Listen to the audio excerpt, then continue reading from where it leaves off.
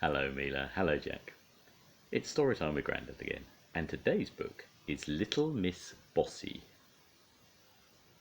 One day, little Miss Bossy went for a walk. She met Mr. Nosy. "Where are you going?" he asked. "Mind your own business," she retorted. On Tuesday, she met Mr. Nosy. He was singing, noisily of course. "Shut up," she told him. On Wednesday, she met Mr. Happy. He was smiling, as usual. "Take that silly smile off your face," she said. As you can imagine, little Miss Bossy wasn't very popular, to say the least. Now, little did Miss Bossy realise that somebody had seen her bossing Mr. Nosy about, and that same somebody had seen her bossing Mr. Noisy about, and that self-same somebody had seen her bossing Mr. Happy about. The wizard, whose name incidentally was Wilfred, went home thinking, "Something really ought to be done about Miss Bossy," he thought to himself as he walked along. When he arrived at home, he went straight to his library and took down a large red book from the bookshelf. It was rather dusty, as if it hadn't been read for some time.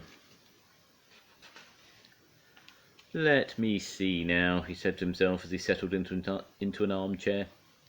He turned to page 304. At the top of the page it said, "How to Stop People Being Bossy." Wilfred the wizard read the page very carefully, shut the book, put it back on the bookshelf, and grinned. A particularly wizardy sort of grin. The day after, which was Thursday, little Miss Bossy met someone who was fast asleep as usual, Mr. Lazy.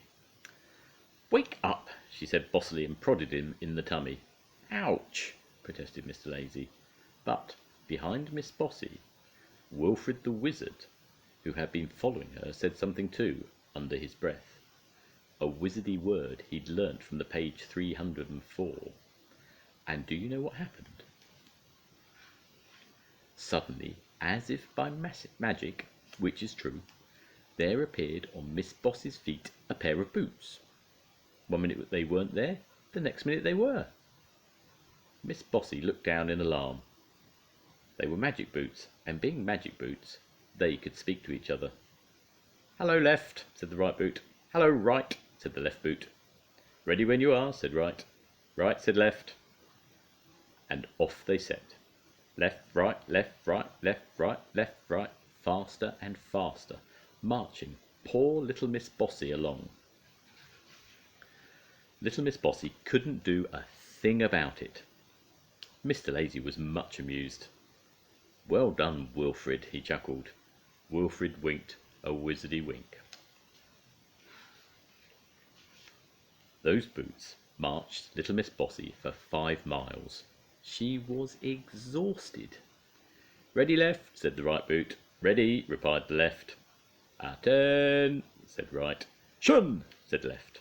And they came to a halt. Little Miss Bossy was quite out of breath. She tried to take off her boots, but it was impossible. Along came Wilfred. "Those," said Wilfred, pointing to the boots, "are only for people who are too bossy." "Make them go away at once," cried Miss Bossy, stamping her foot. Well, at least she tried to stamp her foot, but the boot wouldn't. "We're out of stamps," chuckled right. Left giggled. "You will do as I say," shouted Miss Bossy. "Ready when you are," said right. "Right away," replied left. "Quick march!" And off they set again. Left, right, left, right, for 10 miles. And then they stopped, and along came Wilfred. "Make these stupid boots go away," shouted Miss Bossy. "Only if you say the magic word," replied Wilfred. Miss Bossy thought, and thought, and thought again. "Please?" she said. "That's better," smiled Wilfred. And he said the wizardy word again, under his breath, from page 304. the boots disappeared as if by magic.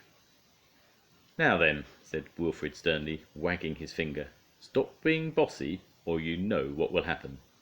Miss Bossy nodded miserably. "Very well," smiled Wilfred, and went. And do you know something? From then on until now, little Miss Bossy was a changed person. Not bossy at all. And you know why, don't you? You know what she's afraid of? Bossy boots. The end. Thank you for listening. Bye bye, Mila. Bye bye, Jack. See you soon. Bye.